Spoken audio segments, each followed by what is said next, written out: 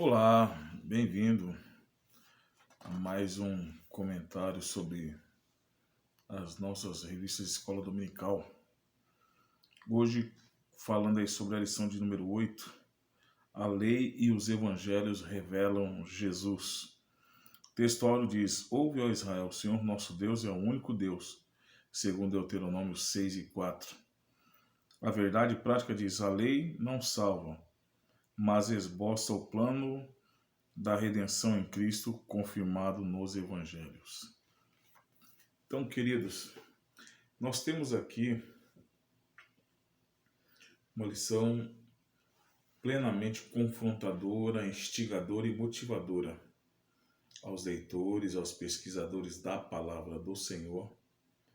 É um comentário fundamental, tá? Um comentário excepcional. E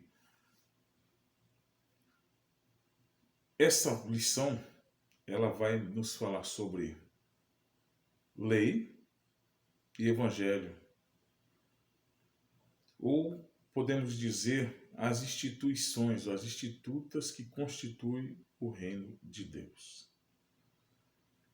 Se nós formos ler o capítulo 10 do livro de Hebreus, a Bíblia vai dizer que, tendo a lei a sombra dos bens futuros e não a imagem exata das coisas, né? A lei era simplesmente sombra, era simplesmente uma performance. Como diz alguns estudiosos, alguns teólogos, eles usam a verbalização transitória. E por transitória a gente vai entender o que é aquilo que tramita, aquilo que está caminhando, né, para alguma coisa, está saindo de uma posição e indo para outra, né? Nós conhecemos aí na gramática portuguesa aquela questão do verbo transitivo. É o verbo que vai dar vida, é o verbo que vai coadunar, é o verbo que vai fortalecer, é aquele verbo que vai certificar aquilo que se fala do sujeito, né? Então é um transitivo, um verbo transitivo. E quando nós olhamos para a lei, a Bíblia norteia para nós que essa lei era a sombra de um mundo, de uma sociedade perfeita, de um humano perfeito. Eis a questão de transitoriedade. A lei veio para impor regras, colocou algumas regras a fim de que a humanidade, de que a sociedade tivesse uma diretriz. Por exemplo, uma sociedade sem leis não é uma sociedade. Uma nação sem lei não é uma nação. Uma sociedade sem lei e sem disciplina torna-se uma anarquia. Entendeu? Grave muito bem isso. Uma sociedade sem lei, sem regra, torna-se uma anarquia. Todos podem fazer o que quiser, da vontade o que quiser. Não havendo lei, não havendo regra, nada pode vetar e nada pode impedir as pessoas de chegarem àquilo que elas querem fazer.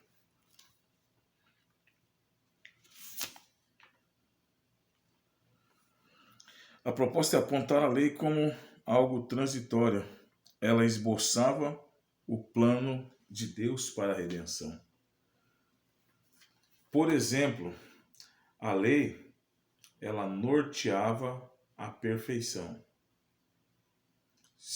Que perfeição seria essa? Quando nós olhamos para a lei, nós vemos regras civis, como está na lição, regras morais, que também está na nossa lição,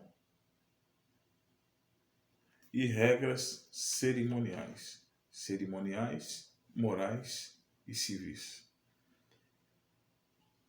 Por obrigação civil, tem aquilo que o profeta Amós e alguns profetas tido como pequeno, e até mesmo alguns profetas maiores, de mais expressão, eles vão falar sobre Israel ter abandonado um órfão e as viúvas. Era uma das principais obrigações civil da nação israelita era dar atenção às viúvas e os órfãos. E quando Amós traz o seu vaticínio, começa a trazer as suas profecias, Israel já havia deixado essas pessoas de lado. Então havia algumas regras civis na questão da dívida, na questão de empréstimo, né? E havia algumas regras morais, e por moral nós vamos entender sobre conduta sexual e algumas outras coisas nesse mesmo aspecto, nesse mesmo âmbito. E cerimonial é o que vai dissertar para a gente aqui, o que vai deixar mais implícito essa questão de perfeição. Você vai ver que quando era se oferecido o sacrifício, tinha que ser um novilho de 1 ano de idade, sem mancha, sem defeito nenhum, tinha que ser perfeito.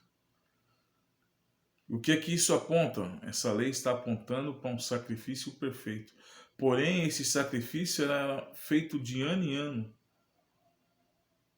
E só simplesmente apagava, ofuscava por determinado tempo. E quando Jesus veio através do seu sacrifício, através do seu sangue, ele complementou, acabou com essa questão de sacrifício. Ora, pensemos um pouco para o contingente de pessoas existente hoje sobre a face da terra. Quantos animais necessitaríamos todos os anos para estar oferecendo esse sacrifício? Tamanha é hoje a degeneração humana, e nós iríamos entender hoje o poder de barganha. Mas graças a Deus que Jesus se tornou esse sacrifício pleno, perfeito e único. A segunda parte da lição, ela vai nos falar, essa primeira parte ela fala sobre o Pentateuco, que é a lei, a perfeição, são as exigências de Deus, as imposições de Deus, para que a nação de Israel pudesse ser constituída uma nação. E talvez a disciplina, o livro, o conteúdo maior que existe, um dos mais antigos, assim como a lei de Israel, é o Código de Hammurabi. É tido também hoje como um dos livros de legislação, de Código Civil e de instituições de nação mais antigo. E é nele que se inspira toda a legislação jurídica da face da terra, juntamente com alguns parâmetros da lei de Moisés e bíblicos. Então, para o Pentateuco, você já sabe, nem adianta a gente pegar e colocar. Então, a lei ela tinha uma certa grandeza. Ela era nobre para enobrecer o nome de Deus, para enobrecer a nação de Israel. Porém, Israel não conseguiu concluir a obediência dessa lei. A segunda parte dessa lição ela vai falar-nos do Evangelho de Cristo, que os evangelhos são as mensagens das boas novas. Entenda agora, a lei ela não conseguiu sobrepujar o pecado que existia no homem. É por isso que Paulo fala que aonde o pecado abundou, superabundará a graça. Ou seja, quando nós falamos de boas novas, de evangelho, eu quero deixar bem claro para vocês que a Bíblia está falando que quando a lei fala assim, a alma que pecar, esta morrerá. Está escrito na lei. Mas o Evangelho diz, não, através de Jesus Cristo, não, peraí. A alma que pecar, se ela se arrepender, existe uma solução. Existe uma porta aberta. E aí nós vamos entrar no livro de Hebreus, no capítulo 4, ele diz, portanto, ainda resta um repouso para aquele que se arrepende. Resta um repouso para o povo de Deus. E esse repouso é para aquelas pessoas que se arrependem. Para aquelas pessoas que abrem o seu coração e se entregam a Jesus. Essa boa nova é uma boa nova que vai trazer vida. Esse evangelho é uma mensagem de boa nova que está falando assim, olha, todos pecaram. E não adianta simplesmente sacrifícios. E esse pecado eliminou, excluiu vocês da presença de Deus, excluiu vocês da graça de Deus. Mas o evangelho de Jesus Cristo veio para trazer vida. E aqueles que o recebem, dá-lhes o direito de ter vida com abundância.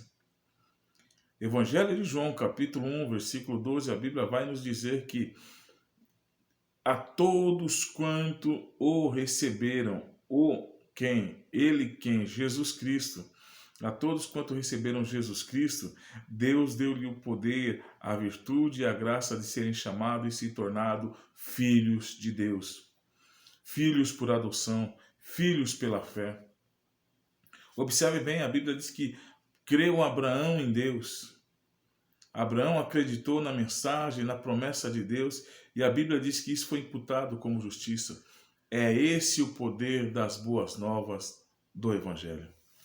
E a terceira parte da nossa lição ela vai falar que é uma mensagem transformadora. Por que transformar? O homem que pecava, não peque mais. O homem que roubava, não rouba mais. Aquele homem que tinha uma vida promíscua, aquela mulher de uma vida prostituta, promíscua, deixou essa vida. Transforma. Verdadeiramente a Bíblia é uma palavra que transforma a vida do homem.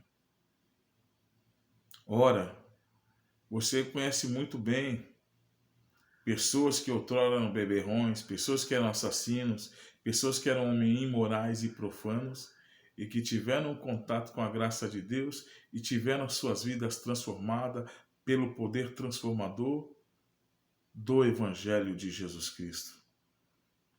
A Bíblia verdadeiramente é a mensagem que transforma. Ela chega numa sociedade em caos e faz com que essa sociedade se torne frutífera. A Bíblia fala que a vida da sociedade moraviana, a partir do momento que eles experimentaram uma vida convicta com Deus, começaram a andar com Deus, tiveram a sua vida transformada, tiveram as suas vidas abençoadas. Um grande pregador chamado Dwight Lyman Moody, ele foi criado, sua mãe se tornou uma mulher cristã fervorosa, com dificuldade conseguiu criar os filhos. E Moody era um desses filhos que era responsável para trazer o alimento dentro de casa.